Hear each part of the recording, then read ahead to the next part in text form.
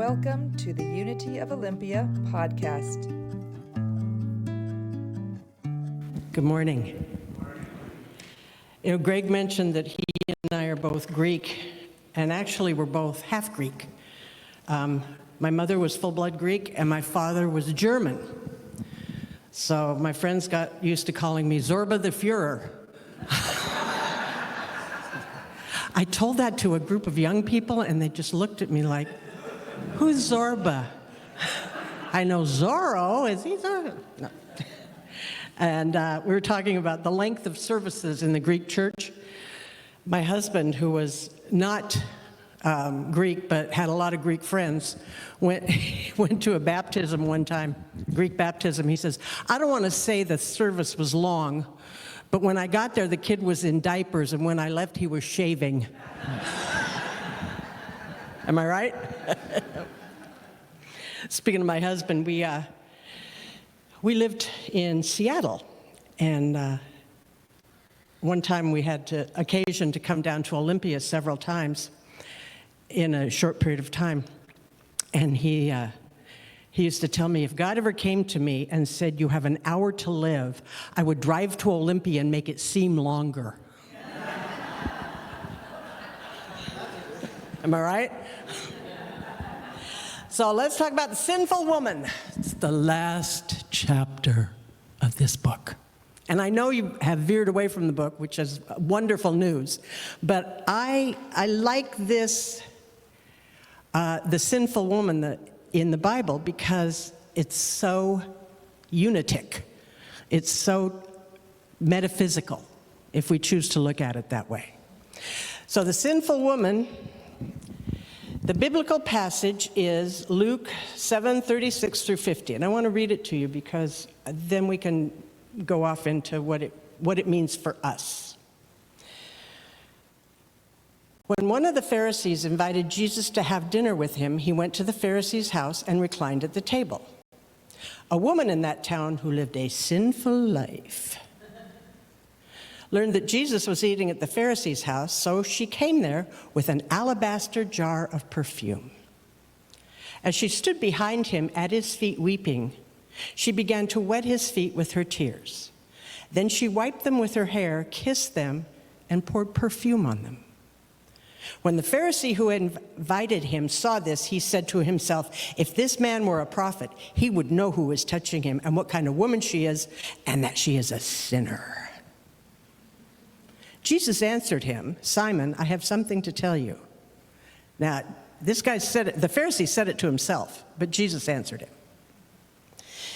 Tell me, teacher, he said. 2 people owed money to a certain money lender. One owed him 500 denarii and the other 50. Neither of them had money to pay him back, so he forgave the debts of both. Now, which one of them will love him more? Simon replied, I suppose the one who had the bigger debt forgiven. You have judged correctly, Jesus said. Then he turned toward the woman and said to Simon, do you see this woman? Which I love that, because a lot of times women aren't seen, especially sinful ones. Well, they're seen when guys want to see them. Do you see this woman? I came into your house. You did not give me any water for my feet, but she wet my feet with her tears and wiped them with her hair. You did not give me a kiss, but this woman, from the time I entered, has not stopped kissing my feet. You did not put oil on my head, but she poured perfume on my feet. Therefore, I tell you, her many sins have been forgiven, as her great love has shown. But whoever has forgiven little, loves little. Then Jesus said to her, your sins are forgiven. The other guests began to say among them, who is this who even forgives sins? And Jesus said, your faith has saved you. Go in peace. And I love this, especially the ending, because it's all about faith. It's all about forgiveness and faith. And who do we forgive first? Ourselves. Yep. So exploring the metaphysical meaning of the sinful woman, It invites us to look beyond the literal narrative, which one of the reasons I love unity is we don't buy into the literal narrative. Because this was written years after the event happened. And who is history written by? Men and winners. And it's always skewed. So when we look at the metaphysical, it transcends time. It's applicable to all of us. So we look beyond the literal and delve into the symbolic, spiritual, and psychological interpretations, drawing from theology such as unity, Christian mysticism, or even Jungian archetypes. Let me tell you about a sinful woman I knew one time. I called her the philosophical hooker. She liked that. She was a call girl, and I was friends with her many, many years ago. And she, one time, postulated a query to me. She said, what if a friend of mine called me and said, I have someone I want you to see, in the biblical sense, and he will be at your house at 3 o'clock, or your place of business at 3 o'clock. Would that be fine? And my friend said, yes, that'll be fine. Now, this is hypothetical.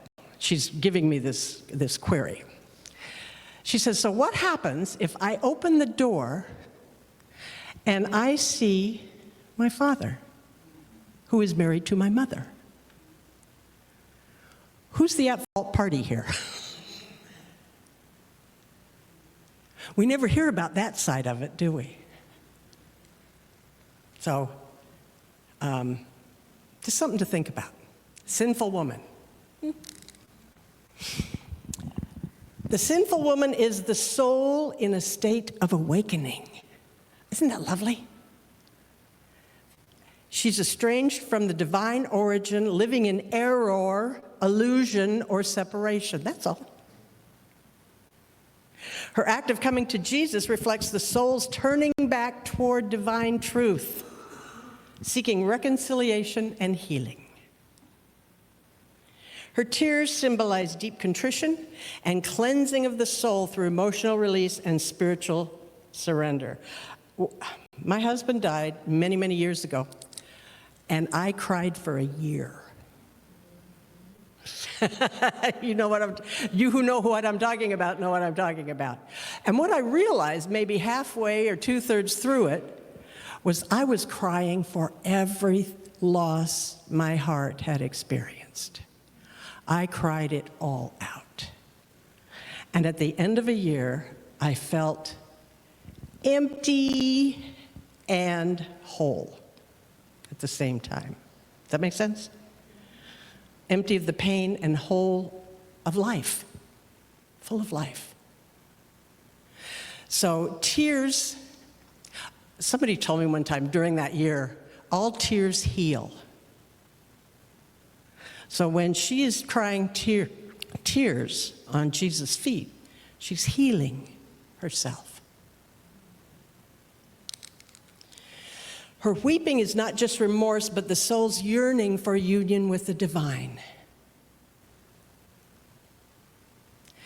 Divine feminine energy in transformation. The woman represents the feminine aspect of consciousness, intuition, emotion, receptivity, that when integrated and healed becomes a vessel for divine love. Now, a lot of times we hear women being, especially in the Bible, being put down for their emotional side, maybe as well today, too emotional, or to this, or to that, in a derogatory sense. But without the intuition, emotion, and receptivity, how can we connect with spirit? How do we do that? The perfume symbolizes spiritual gifts or inner beauty, previously misused or hidden, now offered in devotion. So what do we offer spirit in devotion? And it doesn't have to be a thing. In fact, it's probably better if it's not a thing.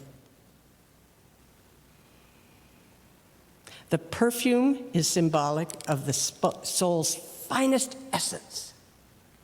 What is your finest essence? Offered in love to the divine. What do we give Spirit? Well, let's start with our whole lives. There's another passage in the Bible, and it's often said by women, "Here am I, Lord." Are you familiar with that? "Here am I, Lord." When I want to follow Spirit instead of my own little pea brain, "Here am I, Lord, what's next?"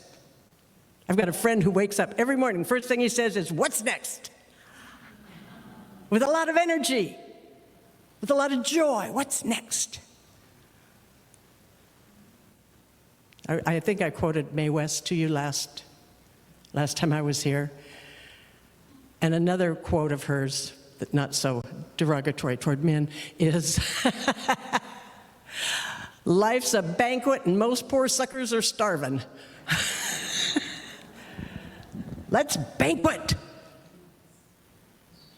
Give it all to Spirit. The integration of the shadow as an archetype. From the Jungian lens, Carl Jung, she embodies the shadow, the disowned parts of ourselves, the sins, the shame, the desires. Unity offers a lens through which the story of the sinful woman becomes not one of condemnation, but of transformation. Isn't that better? The spiritual awakening and the unconditional love of the Christ presence within. In unity metaphysics, every person and event in Scripture represents aspects of our own consciousness. And here's how that story unfolds through that lens, through us unitics. The woman represents the soul awakening to its divine nature. Isn't that better? She represents the part of us that has forgotten its spiritual origin, as we periodically do, perhaps indulging in lower thought patterns like judgment, guilt, unworthiness, self-centeredness. Despite this, there is a divine spark in all of us, a call to return to the Christ. So we've always got this.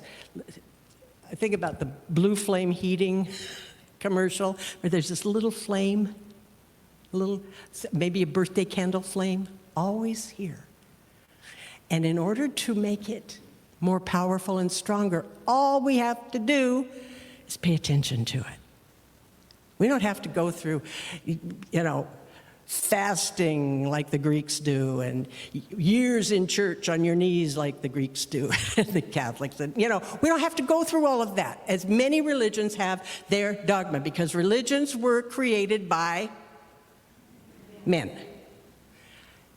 Now, we love our men. However, there have been some kind of stinkers in the past. Maybe a couple right now. I'm not casting aspersions. But it always used to puzzle me. Why do I need a go-between between me and God? Even when I was a kid. Why do I need a go-between? I may not need a go-between. I may just be able to talk to God. Okay. And if I have to have a go-between, maybe it's Jesus. Okay.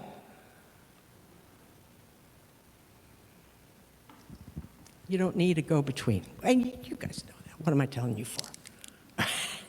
So, the alabaster jar in unity represents our inner gifts and spiritual essence. We smell good. Her perfume represents our highest love, devotion, creativity, and soul essence. Perhaps once used for egotistic gain, now poured out in service to Spirit. Isn't that lovely? Our inner gifts and spiritual essence. The tears and hair represent surrender and humility. Tears symbolize the washing away of error thinking. And her hair, a symbol of glory and self-expression, is used in humble service, representing the laying down of pride or personal will. Now, one thing that this Bad Girls of the Bible book shared, which helped clarify something for me, is there was a woman in the Bible very similar to the sinful woman. I mean, there's a woman in current events, which is what the author did, took Bible passages and then applied it to a current event. And the woman in the current event was brushing her hair at one point, and it went to the ground. Her hair was so long it went to the ground. Now, it doesn't say that in the Bible, but that really helped me visualize her hair cleaning Jesus' feet, because otherwise I was thinking, how's she going to do that?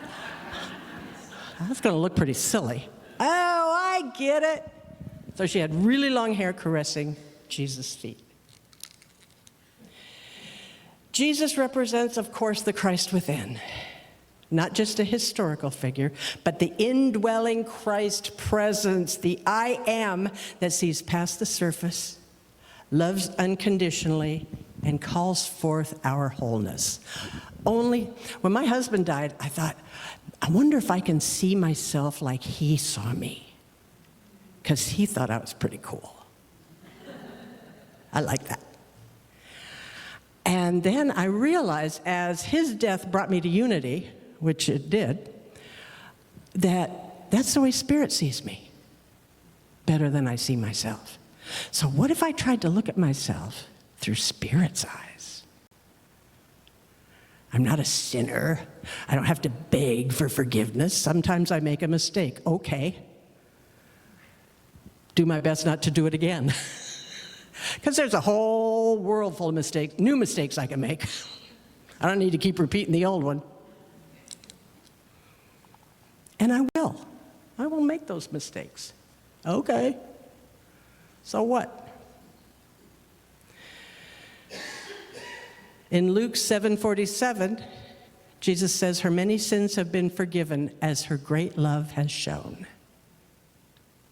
So all we need to do to be forgiven is to love God. Easy? Simple, but not easy. Consistently. That's the key. Consistency. So Charles and Myrtle Fillmore, co-founders of the Unity Spiritual Movement, as we know, interpreted the women in the Bible metaphysically, in alignment with their overall approach to Scripture, as we know. They believe that biblical characters, including women, symbolize aspects of human consciousness and spiritual development rather than just historical figures. We like this part. I speak unity, and you do too. We all speak unity here. The women represent the soul or intuitive side of human nature. In Unity's metaphysical interpretation, women generally represent the soul, intuition, love, receptivity, and the subconscious mind. For everyone, regardless of your gender.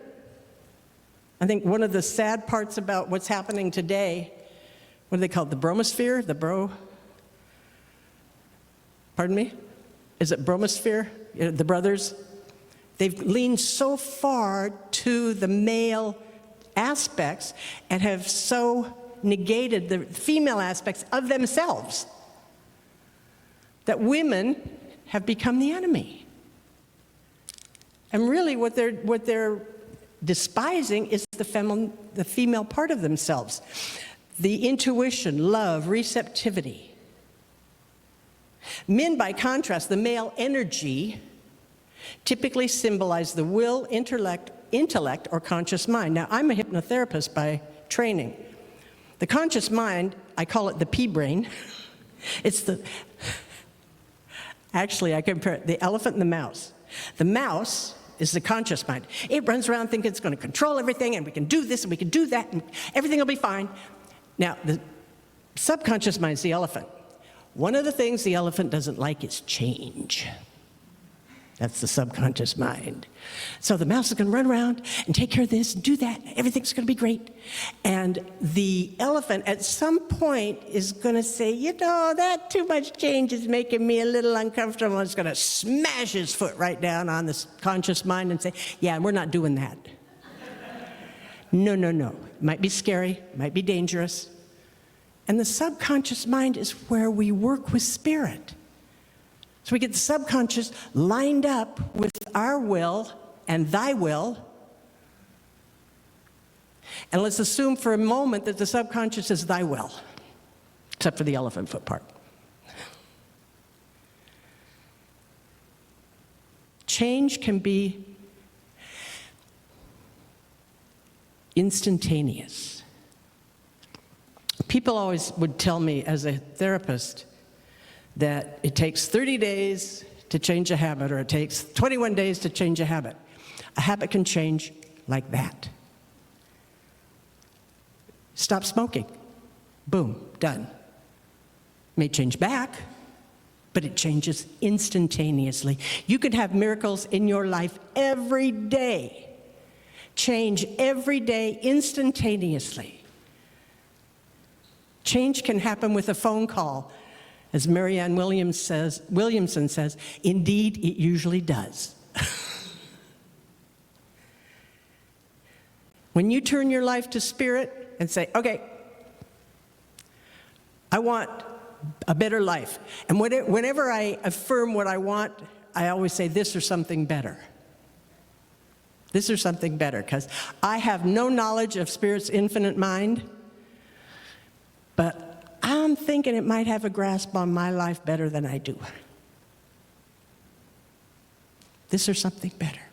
So, back to Myrtle Fillmore especially emphasized the importance of nurturing the feminine intuitive side as essential for spiritual growth and healing. Both Charles and Myrtle encouraged the recognition of the divine feminine within all people, regardless of your gender. And it's gotten such a bad rap.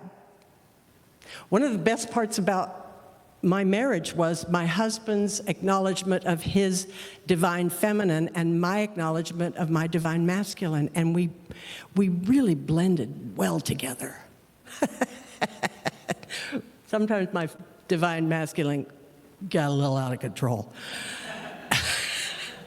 There was a cartoon one time that my husband cut out. It was a little cartoon in the newspaper, for those of you of an age where you remember a newspaper, and it was the Small Society, I think, and it was a couple, just two panels.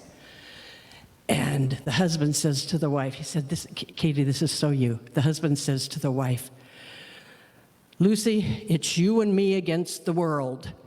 And she says, when do we attack?